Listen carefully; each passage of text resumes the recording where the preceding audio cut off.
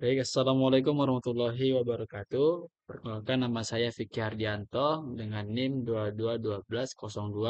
2212020003. Baik, di sini saya dari kelas BKIC akan membuat tutorial bagaimana kita mengelola data dalam di aplikasi SPSS. Nah, di sini kita akan masuk kepada aplikasi SPSS. Jadi tunggu sebentar biar dulu. Jadi kita news dates test. Kita tekan di sini ya. Oke. Up. Sudah kita ada jaringan.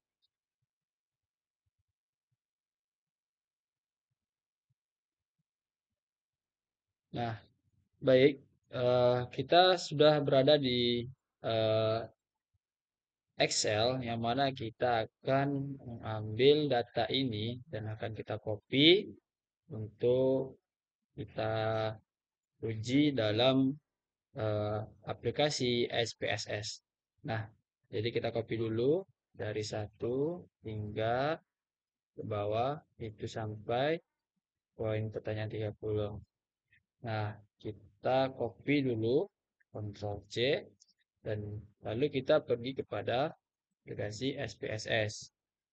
Nah, di sini kita akan mengarah kepada data view. Di sini kita ketik.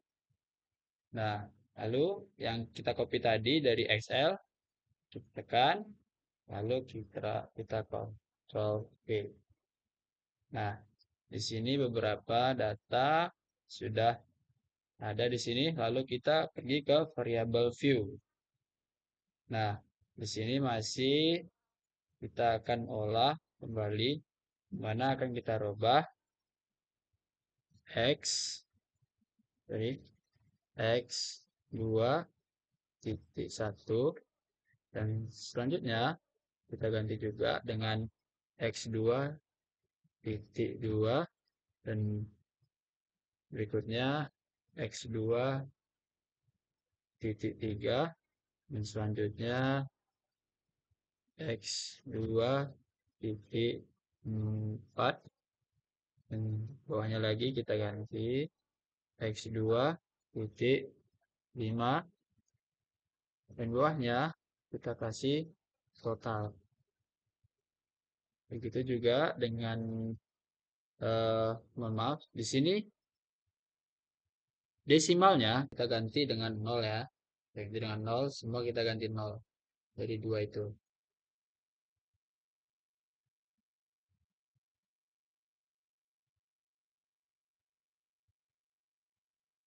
Nah, setelah kita ganti 0, ya kan? Kita ganti 0, kita kembali ke data view dan ke analisis. Selanjutnya kita kepada correlate. Nah, kita klik di sebelah kanan behavioral. Nah, kita klik salin semua dari sampai total. Nah, dari sebelah kanan kita klik. Nah, jangan lupa kita tekan OK.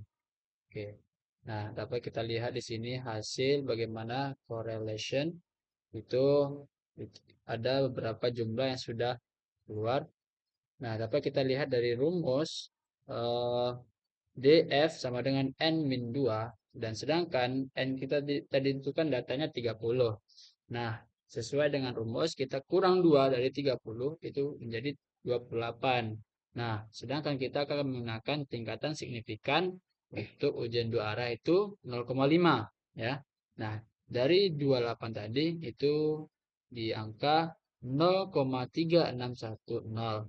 Nah, dapat kita kembali lagi ke SPSS. Nah, dengan hasil tadi, dengan pertanyaan X21 itu dengan total 0,842, dan sedangkan yang di X2-nya itu sama ya, di 0,824 dan juga 842 dan 756, dan bawahnya juga 742. Nah, itu menandakan apa? Yang mana kita tadi mengambil uji signifikannya itu 0,3, dan sedangkan ini hasil dari correlation dari X1 sampai X5 itu totalnya di atas dari 0,3. itu menandakan itu datanya valid. Nah, kalau seandainya total ini di bawah 0,3 itu menandakan tidak valid ya. Lanjut kita mengarah kepada SPSS, lagi kepada uh, variable view. Nah, di mySource itu kita ganti menjadi skal. Kita ganti skal semua ya, kita ganti skal. Nah, setelah kita ganti, kita kembali kepada analisis dan juga kepada skal. Lagi kita reliability analysis. Kita klik dan kita salin dari X21 sampai 5. Kita klik yang sebelah kanan. Nah, kita oke kan. Nah, sudah keluar hasil dari reliability yang mana itu kita mendapatkan 0,855. Nah, signifikannya kita mengambil 0,5 dan kita ternyata hasil nilainya itu di atas dari 0,3 yang sebelumnya tadi. Dan ini itu ditandakan real ya. Lanjut kepada uh, variable view dan analisis kembali. Kita pergi kepada deskripsi statistik dan explore. Kita klik explore. Nah, kita salin dari X2, X1 sampai X5. Nah, langsung ke belah kanan, kita klik lagi, kita plots, dan jangan lupa kita klik dulu ya. Kita klik langsung ke connection. Kita oke kan, kita tunggu hasil.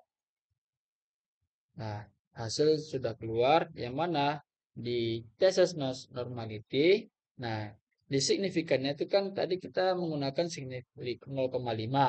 Sedangkan ini ada 0 semua. Itu menandakan itu tidak normal karena itu di bawah dari 0,5. Baik, selanjutnya kita mengarah kepada XL ya. Oke, baik, kita masih di layanan ya, kita kembali ke layanan. Nah, di sini ada beberapa pertanyaan ada 5 pertanyaan. Nah, sama seperti tadi kita akan copy dari yang ke 1 sampai ke bawah, ya, sampai ke bawah dan kita copy. Nah, langsung kita pergi ke SPSS. Nah, mari kita jumlahkan dengan di data view. Kita klik dan kita salin. Nah, di sini hasilnya dan kita klik ke variable view. Dan jangan lupa kita ganti dengan X3.0.1 dan juga X3.2, X3.3 dan X3.4 juga X3.5 itu ganti total. Di sini label kita ganti juga ditambah total dan di desimal itu kita ganti dengan 0. Berubah sampai ke angka 0 semuanya ya. Tuh, kita ganti 0. Ganti 0. Lanjut ke measure. Tadi itu kita ganti ke skal. Skal. Ya, kita ganti skal semua. Nah, setelah itu kita ke analisis. Nah, ada itu correlate dan itu sampingnya ada behavior rate. Kita klik dan kita copy dari 3x1 sampai total. Lalu kita klik sebelah kanan dan kita sudah ke oke. Nah, ini ada hasilnya yang mana sama seperti yang tadi ya. Di X3 ini, di X31, ini total semua dari X1, X3, X1 sampai X3 sampai 5 itu melebihi dari 0,3 dan itu menandakan data itu valid ya. Sama yang tadi kalau seandainya tidak sesuai dengan 0,3 tidak di atasnya itu menandakan tidak valid. Lanjut ke SPSS lagi ya. Kita ke analisis, langsung kepada di scarlet dan ada reliability analysis kita klik ya. Kita salin dari 3x1 sampai 3x5. Lalu kita klik yang untuk sebelah kanan. Ini kita oke. Nah, sama seperti tadi ya. Untuk mengenai reliability dengan hasilnya itu 0,862. Nah, dengan sama tadi juga di signifikannya tetap masih kita mengambil uji signifikannya 0,5. Nah, jadi di atas 0,3 itu menandakan itu menjadi reliability. Yaitu ditandakan reliability ya, karena di atas dari 0,3. Lanjut kepada SPSS lagi.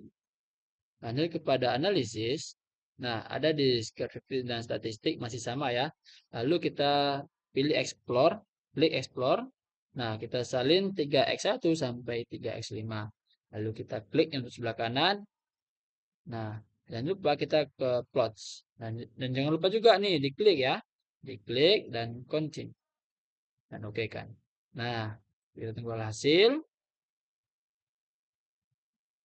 Nah, dapat kita lihat di sini mengenai normalitinya itu ada yang normal ya, itu di 3x,3 itu 1.